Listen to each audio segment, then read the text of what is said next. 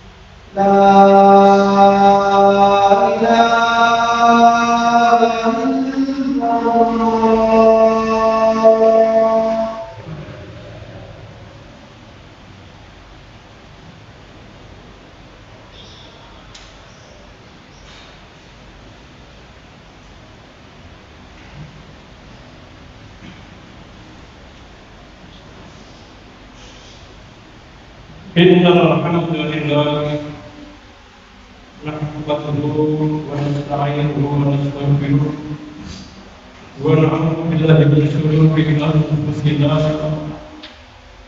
wa min sayyi'ati a'malina.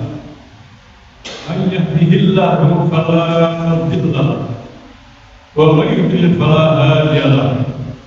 Asyhadu an la ilaha illallah wahdahu la syarika lahu wa asyhadu anna Muhammadan abduhu wa rasuluh la nabiyya wa la rasula ba'dahu. Allahumma sholli ala Muhammad wa ala ali Muhammad kama shallaita ala Ibrahim wa ala ali Ibrahim innaka Hamidum Majid. Ayyuhal hadirun, usini wa iyyakum bittaqwallahi kama qala taqul. Wallahu ta'ala fil karim. A'udzu billahi minasy syaithanir rajim. Ya ayyuhan nasu rabbakum alladzi khalaqakum wal ladzina min qablikum la'allakum tattaqun. Ya ayyuhalladzina amanu taqullaha haqqa tuqatih wa la tamutunna illa wa antum muslimun. Jamaah Jumat rahimani wa rahmatullah. Marilah kita bersama-sama bersyukur kepada Allah atas segala nikmat anugerah yang Allah berikan kepada kita, yaitu nikmat sehat dan nikmat iman. Dengan kedua nikmat itulah pada siang hari ini kita masih bisa bersama-sama menjalankan salah satu kewajiban kita sebagai Muslim sekaligus sebagai kebutuhan kita sebagai hamba Allah yang ada di muka bumi, yaitu melaksanakan sholat Jumat berjamaah. Hal ini harus kita susuri tengah hiruk pikuknya, sibuknya orang-orang pada saat mencari nafkah pada saat sibuk-sibuknya beraktivitas melakukan pencarian rezeki nafkah. Kita salah satu di antara sekian manusia yang ada di muka bumi yang Allah pilih untuk bisa meluangkan waktu kita dalam rangka mendengar panggilan Allah, yaitu melaksanakan salat Jumat berjamaah. Harapan dan doa kita semoga seluruh amal ibadah kita, rangkaian ibadah kita pada hari Jumat ini Allah catat sebagai amal soleh dan Allah terima di sisinya. Amin ya rabbal alamin. Tidak lupa pula jamaah rahimani wa rahimakumullah, sebagai khotib, sebagaimana khotib setiap menyampaikan khutbahnya di atas mimbar pada hari Jumat selalu mengajak dan menyeru tentang takwa Allah. Pada kesempatan siang hari ini marilah kita bersama-sama, seiring dengan bertambahnya usia, bertambahnya umur, otomatis kemudian hidup kita di muka bumi berkurang. Berarti kematian semakin dekat. Sudahkah perjalanan hidup, pertambahan umur kita, kontrak hidup kita yang semakin berkurang sudah kita iringi? Sudah kita pergi dengan upaya untuk meningkatkan takwa kita kepada Allah sebagai bekal nanti di hari kiamat, di hari akhirat. Karena jemaah Allah, hanya takwa itulah yang bisa kita andalkan, yang bisa menyelamatkan kita baik untuk kehidupan dunia apalagi di akhirat. Saking pentingnya takwa, Allah sebut, Allah ulang di dalam Al-Quran sebanyak 258 kali dalam berbagai bentuk. Ada bentuk kata kerja lampau yang disebut dengan fi'il madhi, ada bentuk kata kerja sedang atau yang akan datang yang namanya fi'il mudhari, dan ada bentuk fi'il amar yaitu perintah, dan ada pula dalam bentuk isim fa'il. Karena pentingnya itulah Allah ulang-ulang sebanyak 258 kali dalam Al-Quran. Dan para pendahulu kita, para pejuang-pejuang kita, para ulama-ulama terdahulu menganggap takwa adalah suatu hal yang sangat penting dalam kehidupan. Kita bisa melihat, mendengar sejarah Salahuddin Al-Ayyubi adalah seorang pemimpin terkenal. Ketika beliau menjadi pimpinan, kalimat pertama yang beliau sampaikan kepada putranya, kata beliau, ya bunayya, wahai anakku, usika bitaqwallah, aku berwasiat kepadamu, bertakwalah kepada Allah, fa innahu ra'su kulli amrin, karena sesungguhnya takwa itulah sebagai penentu segala urusan di dunia maupun di akhirat. Jadi takwa ini adalah penentu semua urusan di dunia maupun di akhirat. Kita juga melihat, mendengar, membaca sejarah Muhammad Al-Fatih, penakluk Konstantinopel. Beliau ketika dia menjadi raja, beliau menjadi khalifah terakhir, khalifah Utsman di muka bumi ini. Beliau berpesan kepada anaknya, "Kun, wahai anakku, adilan, jadilah kamu raja, pemimpin yang adil, solihan yang soleh, rohiman dan rohim, kasih sayang kepada rakyatmu, karena semua urusan kepemimpinan kelak di akhirat jangan main-main, akan dimintai pertanggungjawaban di hadapan Allah." Kita melihat seorang ulama terkenal, Ibnu Jauzi. Ibnu Jauzi adalah seorang ulama besar, sudah menulis berbagai puluhan kitab yang dikenal di seluruh dunia, menjadi literatur di berbagai perguruan tinggi Islam di seluruh dunia. Beliau berpesan kepada anaknya, wahai anakku, wahai putraku, ya bunayya, wahai anakku, ingatlah takwa adalah suatu hal yang penting dalam hidupmu. Ingatlah kisah Musa dengan Fir'aun, ingatlah kisah Nabi Yunus alaihissalam. Kamu ingat, kamu pelajari sejarah bagaimana ketika Musa dikejar oleh Fir'aun di Laut Merah. Musa alaihissalam Allah selamatkan, sementara Fir'aun hanya tenggelam dan mati di lautan. Kenapa? Karena ini adalah karena takwanya kepada Allah Subhanahu wa taala. Pada saat Fir'aun mengejar Nabi Musa dengan anak buahnya, dengan bala tentaranya yang begitu banyak, maka sangat manusiawi kalau bala tentara Musa ini takut ketika dia menengok ke belakang. Wahai Musa, inna lamudrakun, pasti kami akan ditangkap karena jarak kita sudah dekat. Mereka menggunakan peralatan yang betul lengkap begitu canggih, sementara kita hanya menggunakan alat-alat yang biasa. Apa kata Nabi Musa? Jangan khawatir. Qala kalla, tidak akan, tidak bakalan. Inna ma'ya rabbi sayahdin. Allah pasti akan membersamai kita, menyelamatkan kita karena kita takwa kepada Allah. Ingatlah Nabi Yunus alaihissalam. Ketika Nabi Yunus ditelan ikan besar, ikan mun, ikan raksasa yang menelan Nabi Yunus, karena Nabi Yunus lari dari kaumnya ketika dianjurkan, diperintah oleh Allah melakukan dakwah. Ternyata Nabi Yunus melarikan diri. Kenapa? Karena persoalannya begitu rumit, begitu berat dakwah kepada mereka yang keras kepala, orang-orang kafir yang selalu menentang, selalu melawan. Maka Nabi Yunus akhirnya naik ke sebuah kapal karena overload, kelebihan muatan. Akhirnya hasil kemudian selama 3 kali ternyata Nabi Yunus lah nama itu yang keluar. Akhirnya hasil kesepakatan, karena kru kapal tahu bahwa Nabi Yunus adalah orang yang berpengaruh, orang yang sangat dihormati. Maka begitu diundi sekali keluar Nabi Yunus, dia pengen jangan Nabi Yunus yang keluar namanya, jangan Nabi Yunus yang akan dilemparkan ke laut. Ternyata diulang 2 kali Nabi Yunus lagi, diulang 3 kali Nabi Yunus lagi. Akhirnya ketiga kali tetap pada Nabi Yunus pasrah.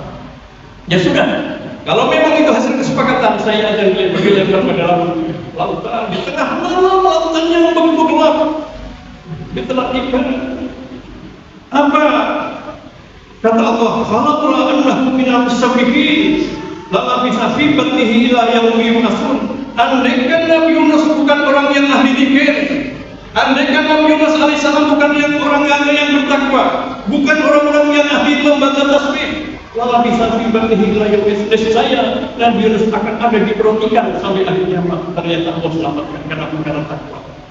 Maka subhanallah, ketika Al-Quran berbicara, ketika Al-Quran mengisahkan sejarah, Al-Quran punya kebenaran mutlak yang tidak bisa ditawar.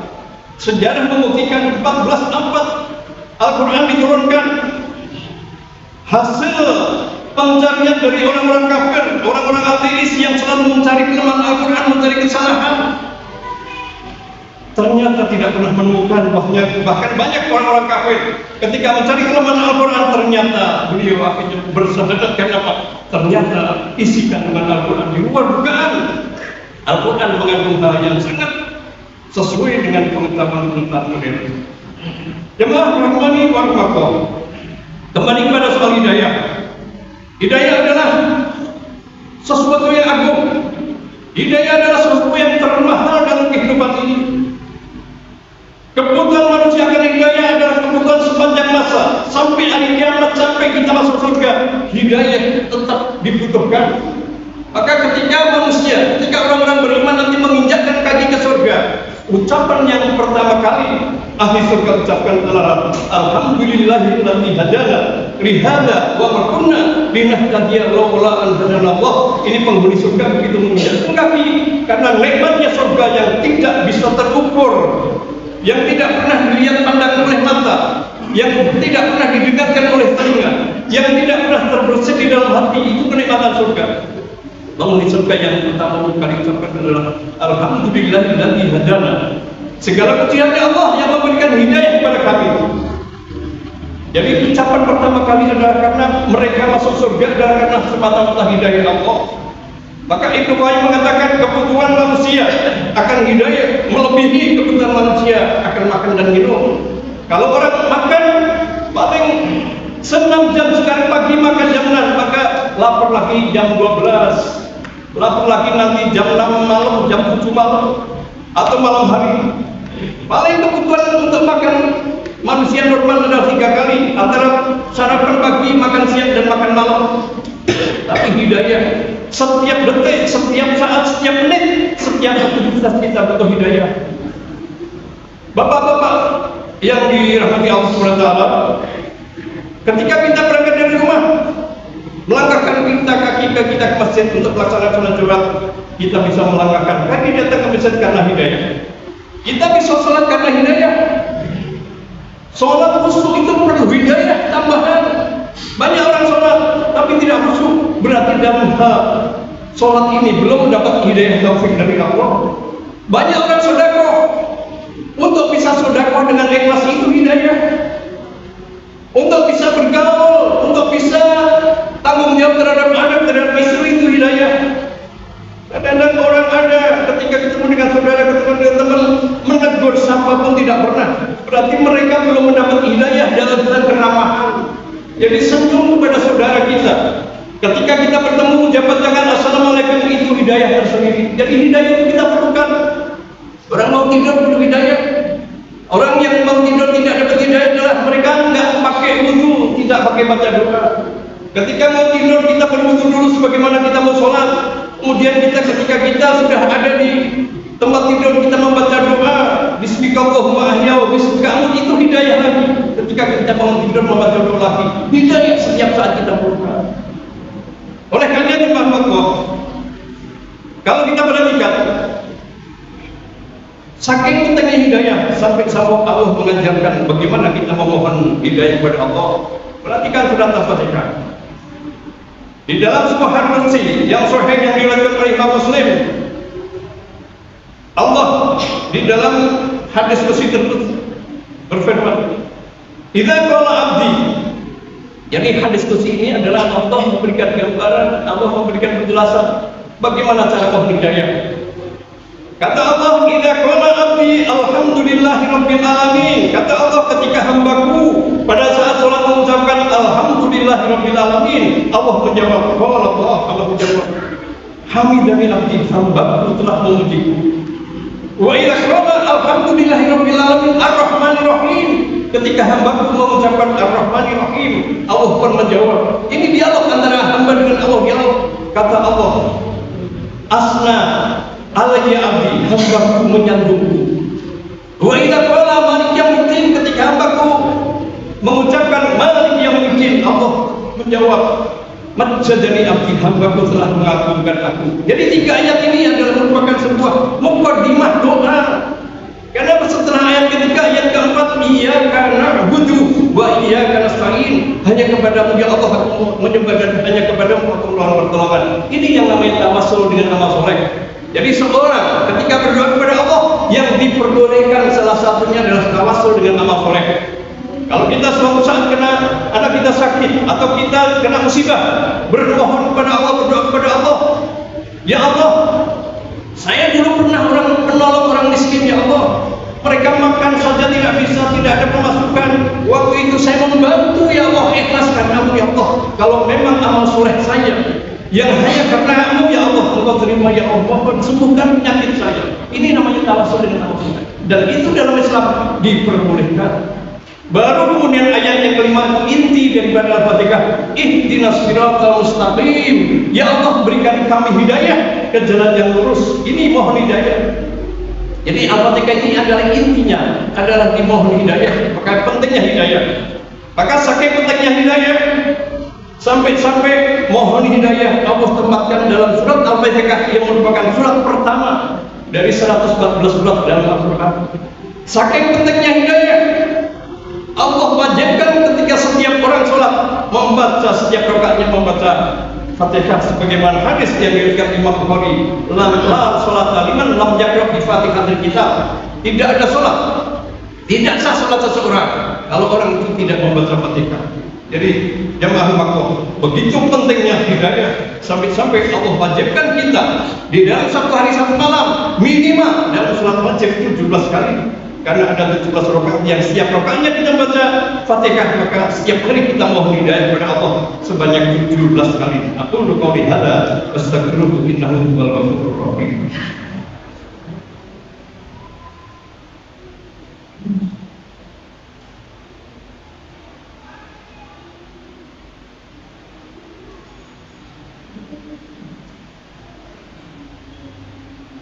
Alhamdulillahilladzi hadana li hadza wa ma kunna linahtadiya laula an hadana Allah. May yahdihillahu fala mudilla lahu wa man yudlil fala hadiya lahu. Asyhadu an la ilaha illallah wa asyhadu anna Muhammadan abduhu wa rasuluh. Allahumma shalli ala Muhammad wa ala ali Muhammad kama shallaita ala Ibrahim wa ala ali Ibrahim innaka Hamidum Majid. Jemaah rahmani Allah, kembali kepada masalah hidayah. Hidayah adalah hak prerogatif Allah. Kalau seseorang Allah berikan hidayah, tidak ada kekuatan yang bisa menghalangi. Begitu juga kalau Allah sudah menyesatkan seseorang, tidak ada yang mampu memberikan hidayah kepada seseorang tersebut kecuali Allah. Hidayah tidak berbanding lurus dengan kecerdasan. Andaikan hidayah berbanding lurus dengan kecerdasan, orang Jepang semua sudah masuk Islam. Orang Amerika, orang Eropa yang cerdas-cerdas, mereka sudah masuk semua. Karena Islam, hidayah tidak berbanding lurus dengan kecerdasan, makanya ada yang beriman, ada yang kafir. Hidayah tidak berbanding lurus dengan kekerabatan. Seandainya hidayah berbanding lurus dengan kekerabatan, Abu Jahal, Abu Lahab, Abu Thalib semua sudah masuk Islam. Ternyata tidak. Seandainya hidayah berbanding lurus dengan keluarga, maka istrinya Nabi Nuh, istrinya Nabi Lut sudah masuk Islam. Tapi ternyata tidak. Kita lihat sebaliknya, pendamping Fir'aun, Asyah binti Muzahim. Fir'aun adalah seorang paling pengkhianat di muka bumi, paling menentang Allah, yang pernah memproklamirkan diri sebagai Tuhan. Ana rabbukumul a'la. Ternyata istrinya orang soleh yaitu Asyah binti Muzahim. Siti Asyah binti Muzahim dijanjikan oleh Allah sebuah surga di dalam. Maka jemaah Allah, sekali lagi, masalah hidayah adalah masalah berkekuatan. Kita dianjurkan senantiasa. Maka Nabi mengajarkan di penghujung tasawuf, selalu kita salam dianjurkan perbuatan. Ya kalau dulu sampai qalbi al-dini. Wahai zat yang membolak-balikkan hati, kokohkanlah hati kami di dalam memeluk agama. Jangan pernah pede. Sahabat-sahabat Nabi itu tidak pernah pede. Beliau selalu cemas, jangan-jangan nanti saya mati suul Fatimah. Padahal dia adalah orang-orang, sebagian dari sahabat adalah orang yang di dalam surga, tapi selalu was-was, apakah ibadahku diterima atau tidak, apakah taubatku diterima atau tidak, apakah saya bisa mendapat hidayah sampai akhir hayat saya, apakah saya bisa menolak iman. Mereka tidak pede. Oleh karena jemaah Allah, saya mengajarkan menyeru usai kepada saya pribadi dan untuk sekalian, mari kita sama-sama jangan pernah tinggalkan kita, jangan pernah bangga dengan amal soleh kita.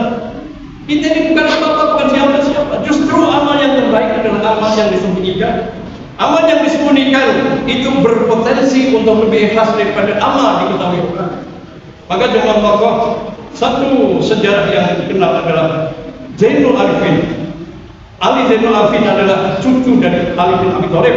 Beliau setiap bangun malam, dan satu malam dia kirim sembako kepada orang-orang fakir miskin sampai 10 tahun lebih, 20 tahun lebih. Tidak ada yang tahu.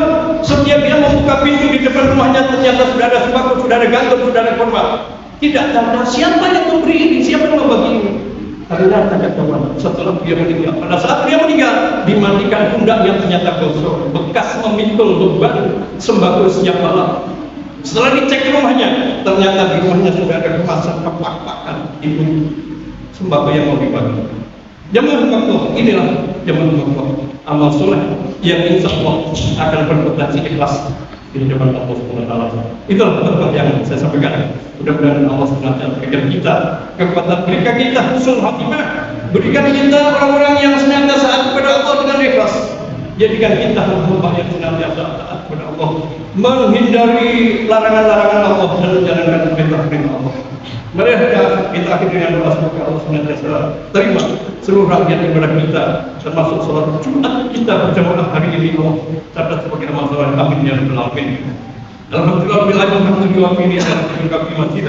Ya Rabbal alamin, kami yang bagi rijal masjid karimat mustaqim. Aghfir lil muslimin wal muslimat wal mu'minin wal mu'minat al-ahya'i minhum wa innaka sami'un qaribun mujibud da'wat ya rabbal alamin. Rabbana taqabbal minna wa illam taghfir lana wa tarhamna lanakunanna minal khasirin.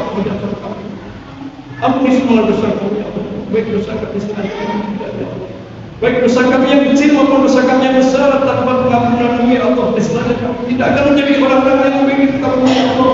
Tanpa pengampunan hidayah ya Allah, niscaya kami menjadi orang-orang yang tergolong dalam kesesatan ya Allah.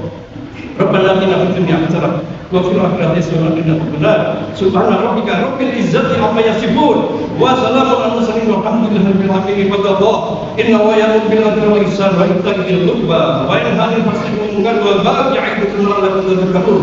Wadhkurullaha al-'azima yadhkurkum wa la dzikrullahi akbar.